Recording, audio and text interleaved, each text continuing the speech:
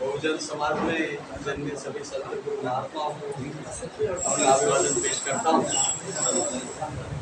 आज इस बहुत ही महत्वपूर्ण मुंबई की बैठक में उपस्थित हमारे महाराष्ट्र प्रदेश के प्रदेश महासचिव एवं वेस्टर्न जोन के इंचार्ज सम्माननीय डॉक्टर जी के चलवादी साहब, उसी जोन के प्रभारी सम्माननीय जाधव साहब, उसके साथ साथ इस जोन में काम करने वाले इस जोन के इंचार्ज सम्माननीय आलट जी, अभी जिस साथी के, क्योंकि वो मुझे लगता है शायद मेरे से भी सीनियर है मूवमेंट में, काफ़ी सालों से मैं उनको देखता हूँ। ये हो सकता है, ये हो सकता है क्योंकि अफ्रेंड से होगा जब इसीलिए कह रहा हूँ। तो क्योंकि मैंने तो भाई विधानसभा लेवल तक वहाँ पर काम किया, मैं ऊपर लेवल पर था नहीं। मैं भी 1991 में आया हूँ इस मूवमेंट में, लेकिन साहब मेरे से शायद सीनियर है और आज मुझे ये सौभाग्य प्राप्त हुआ कि मैं उन्हें कोई जिम्मेदारी दूँ। ये मेरा सौभाग्य है साथी कि ऐसे सीनियर साथियों को मैं जिम्मेदारी दे रहा हूँ और मैं ये अपेक्षा करूँगा कि हम लोग कंधे से कंधा मिलाकर, यहाँ कोई हायरार्की नहीं है, मैं हायरार्की के बारे में कभी सोचा ही नहीं हूँ और ना हमने सोचना चाहिए कि हमसे काफ़ी सीनियर साथी हैं। जाधव साहब डिप्टी डायरेक्टर रह चुके हैं और उनसे भी सीनियर है, फिर वो तो नए लाल जी की गाड़ी पे घूम चुके हैं। हमारे उनके चलवादी जी वो गवर्नमेंट ऑफ इंडिया में ये थे, क्या थे, वाइस चेयरमैन। तो ऐसे कई साथी हैं तो जिनकी आज यहाँ मुंबई के प्रमुख प्रभारी के रूप में, जो आज से इंचार्ज रहेंगे मुंबई के, सम्माननीय एडवोकेट जयमंगल धनराज जी, उसी के साथ साथ हमारे मुंबई के प्रभारी सम्माननीय जय माला जी, हमारे राम सुमेर जी,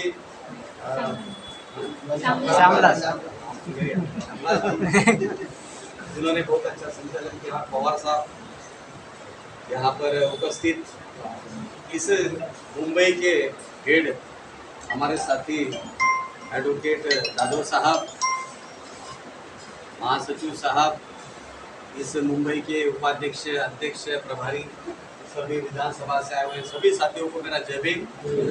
साथियों, मेरे पास भी बहुत ज़्यादा समय नहीं है क्योंकि हमें जाना है तुरंत ही। हमने 4 बजे का समय उसके लिए मुकर्रर किया था। तो बहुत अच्छी हमारी मीटिंग हुई, लेकिन आई एम नॉट सेटिस्फाइड इसलिए नहीं क्योंकि हम लोगों ने जो सपना देखा है उस तरफ जाने के लिए अभी बहुत कदम हमें दूर जाना है। तो खैर शुरुआत तो हुई है, जो इतने सालों से शुरुआत रुकी थी, तो शुरुआत नहीं हो रही थी, वो शुरुआत हो गई है। और पहला स्टेप जो होता है वो माउंटेन के ऊपर चढ़ने का, शुरुआती क्यों ना हो लेकिन एक दिन माउंटेन के ऊपर हम चढ़ेंगे जरूर। इसलिए मुझे अच्छा लगा कि आज हमने जो समीक्षा करी है, पिछले समीक्षा हुई थी 1 जून को समीक्षा हुई थी और आज 4 जुलाई है। थोड़ा बहुत आगे बढ़े हैं, थोड़ा सा प्रोग्रेस है, बहुत ज़्यादा नहीं है और इसीलिए हमने सेटिस्फैक्शन नहीं मानना चाहिए। और ये अभी आप सभी साथियों की जिम्मेदारी है और आपके नेताओं की जिम्मेदारी है। और अभी तो 2 वकील हैं एंटर मारने वाले आप लोगों का, क्यों भाई, 2 बड़े वकील हैं, अब लेके चलेंगे। अब अंतर मारने के साथ में लेके चलते, आप देखो हम तो सबको साथ में लेके चलने वालों में से, हमने कभी किसी को कम या ज़्यादा नहीं आता, अब सभी साथी हैं। मान्यवर कांशीराम साहब जो कहते थे वो बात एकदम सही है, वो हमारे नेता थे। भाई मायावती जी हमारे नेता है, लेकिन हम सभी साथी हैं, कोई छोटा और कोई बड़ा है नहीं, लेकिन बाय वर्च्यू ऑफ पोस्ट या रिस्पॉन्सिबिलिटी हमें कुछ काम करने होते हैं। तो मैं हमारे जयमंगल जी से आज रिक्वेस्ट करूंगा कि भाई यहाँ मैंने भी एक सपना देखा था और मैंने अपने सपने को इनको शेयर किया था कि मैं चाहता हूँ कि ये जो मैदान है शिवाजी पार्क, ये जो शिवाजी पार्क है, वो शिवाजी पार्क में बहन जी को बुलाया जाए और जब बहन जी को बुलाएंगे, बहन जी को हम इनवाइट करेंगे, तो उस सभा में ठाकरे जब बुलाता था उससे ज्यादा भीड़ होनी चाहिए। ये हमारा और ये तभी पॉसिबल है जब आप संगठन बनाते। जब तक संगठन नहीं बनाओगे कुछ नहीं होने जा रहा। अब हमने 2 बार टेस्ट कर लिए, एक नागपुर की टेस्ट कर ली, अभी कोल्हापुर की टेस्ट कर ली। इतना तो तय है कि लोग थोड़ा थोड़ा मोटिवेट होना शुरू हो गए हैं। क्योंकि नागपुर में भी मुझे कुछ लोगों ने कहा था कि प्रोग्राम सफल नहीं होगा, तभी मुझे कॉन्फिडेंस था, क्योंकि जैसे आप काम कर रहे हो मैं भी काम कर रहा हूँ, तो मुझे कॉन्फिडेंस था कि प्रोग्राम सफल होगा, वो हो गया। कोल्हापुर में कुछ लोग तो ये देखने के लिए आए थे कि प्रोग्राम कैसे असफल होता है, तो बता, क्योंकि मुझे तो सारी जानकारी होती है। और ये बात सही है, इसके पहले जो अध्यक्ष थे मैं उनको पूछा करता था कि भाई तुमको ये सारी चीजें कैसे मालूम पड़ती है बातें, सही में पूछता था मैं बातें, मेरे बड़े अच्छे मित्र थे। बाद में कुछ और बात हो गई, वो बात और है। वो कहते थे कि प्रेसिडेंट के बाद हर बात पहुंच जाती है, लेकिन आज मुझे समझ में आ रहा है कि सही में प्रेसिडेंट के पास हर चीज पहुंचती है, क्योंकि हर एक साथी जो किसी का प्रो हो, किसी का एंटी हो, वो मेरे पास ये बातें बता देता है कि कौन क्या कर रहा है। तो साथियों, आप लोगों की मदद से, इधर की और उधर के सभी की मदद से, मैं पर्टिकुलरली किसी का नाम नहीं लूंगा, लेकिन सभी लोगों ने ईमानदारी से काम किया। कुछ लोगों ने ज़्यादा किया, कुछ लोगों ने कम किया, चलता है अपनी अपनी जिम्मेदारी के हिसाब से, या अपना अपना जो समय मिलता है उसके हिसाब से काम किया। उस जोन में कार्यक्रम हुआ, उस जोन के साथियों ने बहुत उम्दा काम किया। वो एक्चुअली 4 जोन का कार्यक्रम था, लेकिन होस्ट कर रही थी वेस्टर्न जोन, इसलिए उनका जिम्मेदारी ज़्यादा था। उनको मैंने 4 लाख का टारगेट दिया था, उसमें से काफ़ी कुछ अमाउंट उन्होंने दिया है, अभी भी अमाउंट बाकी है। क्योंकि आज सवेरे ही मुझे कोल्हापुर के लोगों का फोन आया, और हर दिन सवेरे 7 बजे मुझे फोन करते हैं कि भाई पैसे दे। अब नील करते करते अभी आज मुझे उनका 80,000 रुपये देना बाकी रहता है। अभी तक मैंने काफ़ी कुछ कर लिया, और इनको मैंने 2 लाख का टारगेट दिया था, अभी इनसे भी कुछ आना बाकी है, क्योंकि 1.65 हो गया ना, अभी 35,000 इनसे आना बाकी है। 1.65 हो गया तो 2 लाख का टारगेट दिया था, 1.35, और इनसे 1 लाख आना बाकी है, क्योंकि मुझे पेमेंट करना है, बराबर है। तो साथियों, ये जिम्मेदारी केवल लाललाट जी की या जादव जी की या उदित चलपति साहब की नहीं है, ये सभी की। अब मैं इनको 1 लाख मांग रहा हूँ 3 दिन से, बेचारे एक्सीडेंट हो गया तो उनके मिसेस ने फोन पैसे। अब मुझे ये बुरा लग रहा था कि मेरा फोन नहीं उठा रहा है।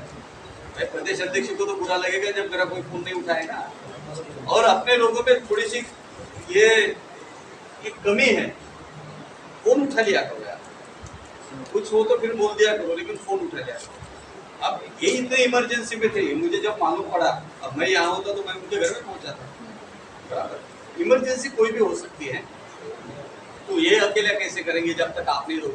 अब आप लोगों ने नाम लिखवा दिए, लेकिन पैसे भी आपको अभी देना है, क्योंकि आप यहाँ से उठ के जाओगे फिर मुझे 100 बार फोन करना पड़ेगा, ये पॉसिबल नहीं है। अध्यक्ष जी इधर ही बैठे हैं, जो साथी हैं वो यहाँ पर उनको पैसा देते हैं। और मैं पर्टिकुलरली वाघमारे जी से और आपसे रिक्वेस्ट करता हूँ, मुझे आप लोगों से चाहिए, बराबर है, क्योंकि मैं अपनी लिस्ट बनाया था कि मैं इन लोगों से मांगूंगा। मैं इधर ही हूँ अभी 1-2 दिन, मुझे तो पैसा लगेगा, क्योंकि वो क्लियर करना है। साथियों, कोल्हापुर का कार्यक्रम मेरे हिसाब से बहुत ज़्यादा बेहतरीन हुआ है, और पूरे महाराष्ट्र में मैंने सभी से बात किया, एक आदमी छोड़कर किसी ने नेगेटिव कमेंट नहीं दिया।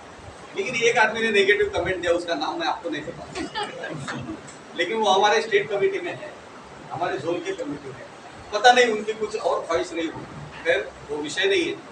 कुछ लोगों ने कहा कि महाराष्ट्र के प्रेसिडेंट ने बात करनी चाहिए, मुझे कई लोगों ने बात बोली, क्योंकि मैं बहुत कुछ सोच के आया था कि आगे का प्रोग्रामिंग मैं आप लोगों को देने वाला था। मुझे हमारे साथियों ने कुछ फीडिंग भी किया था। मुझे संविधान का जो अमृत महोत्सव अभी होने जा रहा है हमारे बीएसपी के माध्यम से, बीजेपी कांग्रेस ने तो नहीं किया, लेकिन बहुजन समाज पार्टी संविधान का अमृत महोत्सव मनाएगी इस देश के बाद में।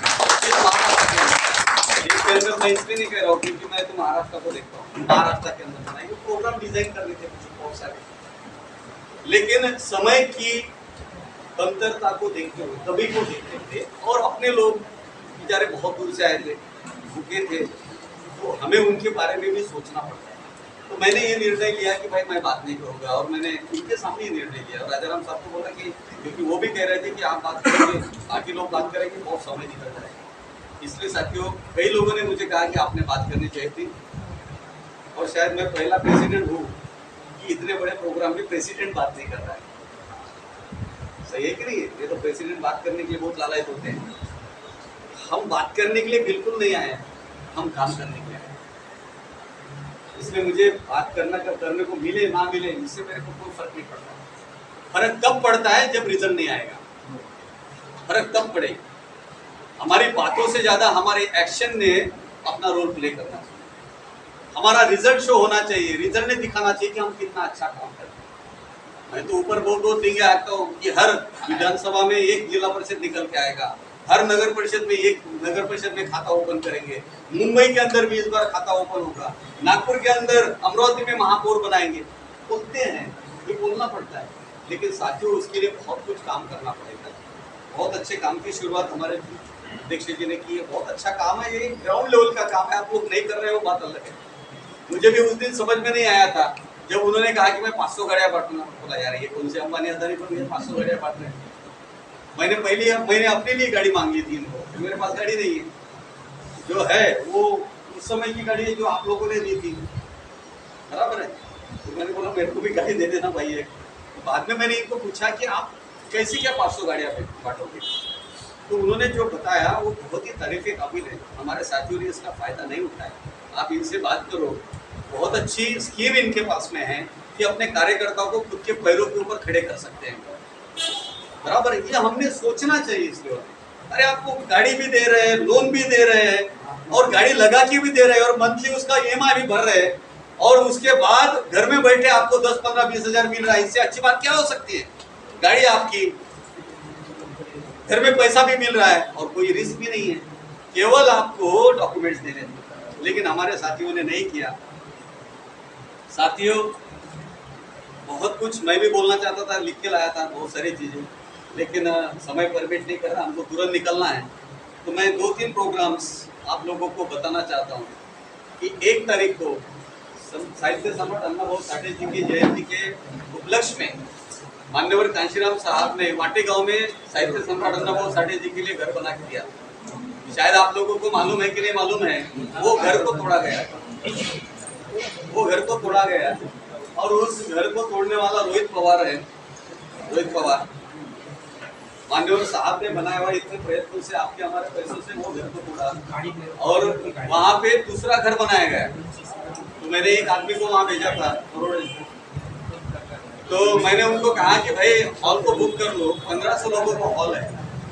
तो उस कार्यक्रम के अंदर चाहे हमारा घर टूटे, हम तो वहाँ पर साहब की वो ये लगाएंगे, बोर्ड लगाएंगे बढ़िया कि ये घर हमने बना के दिया था। उनके घर के लोगों को भी हम अपने कार्यक्रम में रखेंगे, और हमें ये मैसेज देना है मातंग समाज को पर्टिकुलरली कि जो हमें अपना दुश्मन समझता है।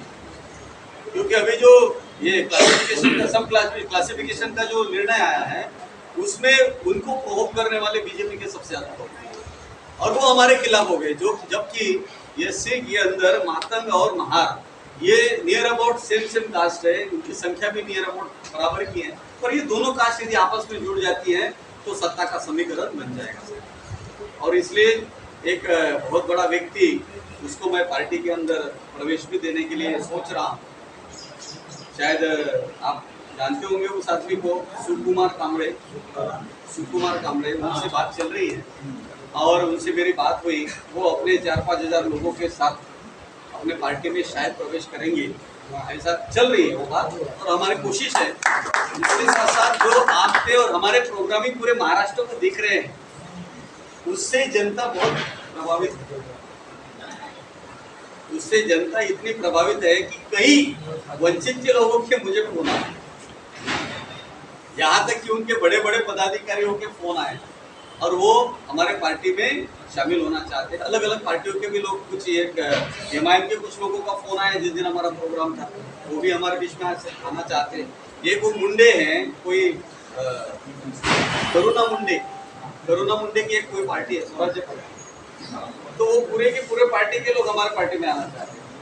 ये इसलिए हो रहा है क्योंकि आप लोग अपना काम दिखा रहे हो, और इस काम को और ज्यादा यदि हमने बढ़ाया सोशल मीडिया के माध्यम से, प्रेस के माध्यम से, प्रिंट मीडिया के माध्यम से, तो हो सकता है साथियों और भी हम आगे बढ़ें। इसलिए बहुत अच्छी बात हो रही है महाराष्ट्र के लिए, आप और हम लोग सभी लगे हैं। साथियों आने वाले दिनों में 3 तारीख को मैं आप लोगों के बीच में आ रहा हूँ दोबारा। जहाँ तक 9 अक्टूबर का प्रोग्राम देने का सवाल है, तो हम आपके लिए दूसरी और कोई तारीख दे देंगे, क्योंकि 9 अक्टूबर हमने ऑलरेडी सोलापुर को दे दिया है। मान्यवर कांशीराम साहब की जो स्मृति दिन है वो सोलापुर में बनेगा, क्योंकि सोलापुर में भी इसके पहले हमारे कारपोरेटर थे। इस बार हमें वहाँ डबल डिजिट देना है, इसलिए हमने सोलापुर को भी कंसंट्रेट किया है।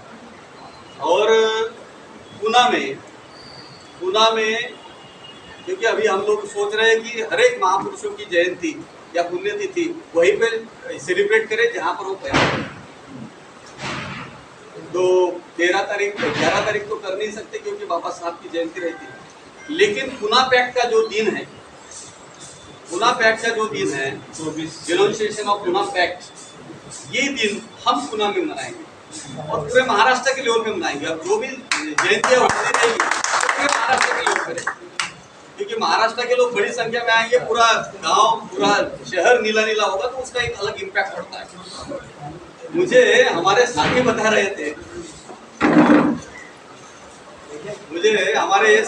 रहे थे एडवोकेट जयमंगल धनराज जी और एक साथी थे जो अभी आज नहीं आए हमारे बीच में। आओ भाई बैठो, साहब के लिए तालियां